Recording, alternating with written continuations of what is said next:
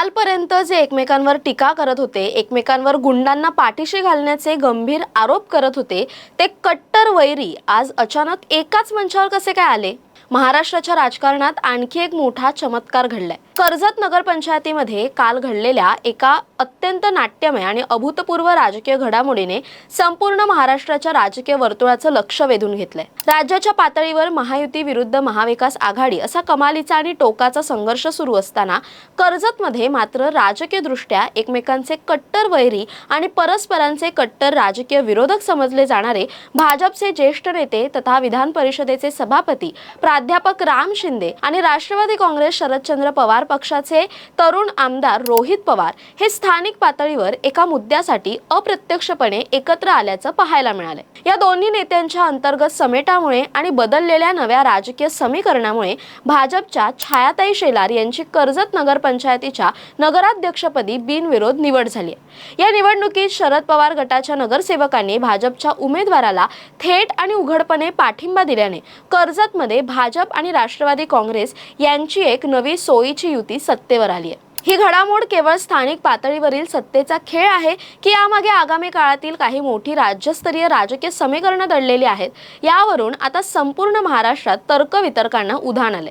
कर्जत नगरपंचायतीच्या नगराध्यक्ष पदाच्या या निवडणुकीत पडद्यामागे अनेक नाट्यमय घडामोडी घडल्या आणि तिथले जुने राजकीय गणित पूर्णपणे बदलले। भाजपच्या 9 नगरसेवकांसोबतच राष्ट्रवादी काँग्रेस शरद पवार गटाच्या 4 नगरसेवकांनी छायाताई शेलार यांच्या उमेदवारीला अधिकृतपणे पाठिंबा दिला। दोन्ही बाजूंचे संख्याबळ एकत्र आल्यामुळे आणि आपल्या पराभवाची खात्री पटल्यामुळे विरोधकांनी या निवडणुकीतून माघार घेतली। परिणामी शेलार यांची नगराध्यक्षपदी बिनविरोध निवड घोषित करण्यात आली। या धक्कादायक राजकीय भूकंपाचं कारण देताना स्थानिक नेत्यांकडून आणि नगरसेवकांकडून आता सारवासारव केली जाते।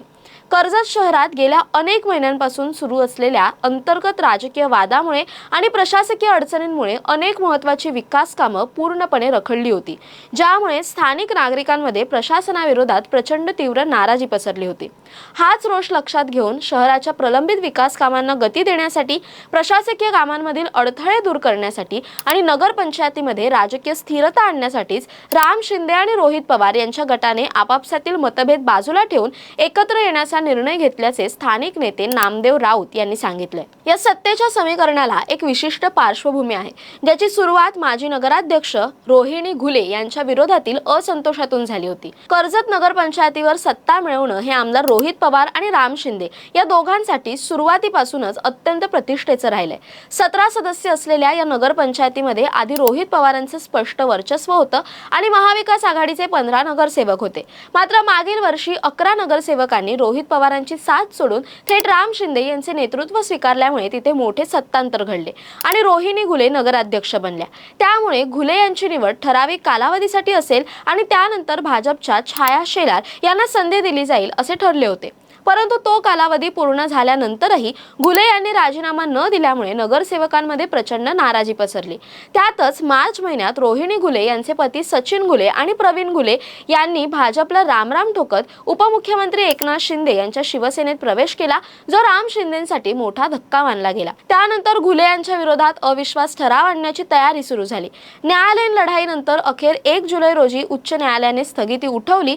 बहुमत पूर्णपणे गेल्याचे आणि आपल्या विरोधात 13 नगरसेवक एकवटल्याचे स्पष्ट दिसताच अविश्वास ठरावावरील मतदानापूर्वीच रोहिणी घुले यांनी सन्मानाने बाजूला होत आपल्या पदाचा राजीनामा जिल्हाधिकाऱ्यांकडे सुपूर्द केला आणि इथूनच राम शिंदे व रोहित पवार यांच्या नगरसेवकांनी एकत्र येत छाया शेलार यांच्या बिनविरोध निवडीचा मार्ग मोकळा केला। या संपूर्ण घडामोडीवर आमदार रोहित पवार यांनी अत्यंत सावध आणि राजकीय चतुराईची प्रतिक्रिया दिली आहे। त्यांनी स्वतःला या निर्णयापासून दूर ठेवण्याचा प्रयत्न केलाय। रोहित पवारांना या युतीबद्दल विचारले असता ते म्हणाले की कर्जत नगरपंचायतीमध्ये जे काही स्थानिक राजकारण सुरू आहे त्याकडे माझं वैयक्तिक लक्ष नव्हतं आणि तिथल्या आमच्या नगरसेवकांनी स्थानिक पातळीवरील परिस्थिती पाहून स्वतः निर्णय घेतलाय। तसेच नवनिर्वाचित नगराध्यक्ष छाया शेलार या भाजपच्या अधिकृत चिन्हावर किंवा तिकिटावर निवडून आलेल्या सदस्य नव्हत्या, त्यामुळे याला पक्षाची युती म्हणता येणार नाही। रोहित पवारांच्या या भूमिकेमुळे त्यांनी आपल्या नगरसेवकांच्या निर्णयाचे थेट समर्थनही केलेलं नाही आणि त्यांच्यावर कोणत्याही शिस्तभंगाच्या कारवाईचे संकेतही दिले केले नाहीत। मात्र राजकीय वर्तुळात अशी चर्चा आहे की रोहित पवारांसारख्या अत्यंत सक्रिय आमदार आपल्या मतदारसंघातील नगरसेवकांना त्यांच्या संमतीशिवाय किंवा पूर्वकल्पनेशिवाय इतका मोठा निर्णय घेऊ देईल का? हे समीकरण अशा वेळी समोर आलंय जेव्हा राज्य पातळीवर शरद पवारांची राष्ट्रवादी काँग्रेस पुन्हा एकदा एनडीए मध्ये म्हणजेच भाजप सोबत जाऊ शकते का अशा वावड्या उठत आहेत। त्यामुळे या संवेदनशील टायमिंगला झालेल्या स्थानिक युतीमुळे विरोधकांच्या हाती महाविकास आघाडी आणि रोहित पवारांवर दुटप्पीपणाचा आरोप करण्याची आयती संधी मिळाली। वास्तवात कर्जतच्या स्थानिक राजकारणात जरी विकास कामांच्या नावाखाली आज हे मनोमिलन पाहायला मिळत असलं तरी राम शिंदे आणि रोहित पवार यांच्यातील मुख्य राजकीय आणि वैयक्तिक संघर्ष प्रचंड तीव्र असून तो अजिबात संपलेला नाहीये। या दोन नेत्यांमध्ये गेल्या अनेक वर्षांपासून अत्यंत टोकदार वाद आणि संघर्ष राहिलेला आहे। 2019च्या विधानसभा निवडणुकीत रोहित पवार यांनी कर्जत जामखेड मतदारसंघातून भाजपचे तत्कालीन मातब्बर मंत्री राम शिंदे यांचा तब्बल 43,347 मतांनी दारुण पराभव करून 25 वर्षांची भाजपची सत्ता मोडून काढली होती। त्यानंतर नुकत्याच झालेल्या 2024च्या विधानसभा निवडणुकीतही या दोन्ही नेत्यांमध्ये अत्यंत चुरशीची आणि काटाजोड लढत पाहायला मिळाली, जिथे रोहित पवारांनी केवळ 1243 मतांनी निसटता विजय मिळवला, ज्यावर राम शिंदे यांनी आक्षेप घेऊन फेर मतमोजणीची मागणी देखील केली होती। हा राजकीय संघर्ष केवळ निवडणुकांपुरता मर्यादित नसून रोहित पवारांनी राम शिंदेंवर अत्यंत गंभीर गुन्हेगारी स्वरूपाचे आरोप करत त्यांना नेहमीच लक्ष्य केलंय। पुण्यातील कोथरूड भागात झालेल्या कुख्यात निलेश घायवळ टोळीच्या गोळीबार प्रकरणावरून रोहित पवारांनी थेट प्राध्यापक राम शिंदे यांच्यावर हल्लाबोल केला होता। राम शिंदे हे कुख्यात गुंड निलेश घायवळ याला राजरोसपणे विधान भवनात आणि अधिवेशनात सोबत घेऊन फिरतात असा खळबळजनक आरोप रोहित पवारांनी केला होता। एवढंच नाही तर मकोका अंतर्गत आरोपी असलेल्या सचिन घायवळ याला गृहराज्यमंत्री योगेश कदम यांच्याकडून जो शस्त्र परवाना मिळाला तो सुद्धा राम शिंदे यांच्या शिफारशीमुळे आणि दबावामुळेच मिळाला असल्याचा थेट आरोप पवारांनी पत्रकार परिषदेत केला होता। निलेश घायवळला परदेशात म्हणजेच लंडनला पळून जाण्यासाठी राम शिंदे आणि धाराशिवच्या नेत्यांनीच बनावट पासपोर्ट बनवून मदत केली, तसंच शेतकऱ्यांच्या जमिनी बळकावण्यासाठी या गुंडाचा वापर राम शिंदेंनी एपीएमसी निवडणुकीत केला असे गंभीर आरोप रोहित पवारांनी सातत्याने केलेत। त्यामुळे कालपर्यंत जे नेते एकमेकांचे तोंड पाहणे पसंत करत नव्हते, एकमेकांवर गुंडांना पाठबळ दिल्याचा आरोप करत होते, त्या स्थानिक सत्तेची गणितं जुळवण्यासाठी आणि सोयीचं राजकारण करण्यासाठी एकत्र आलेत।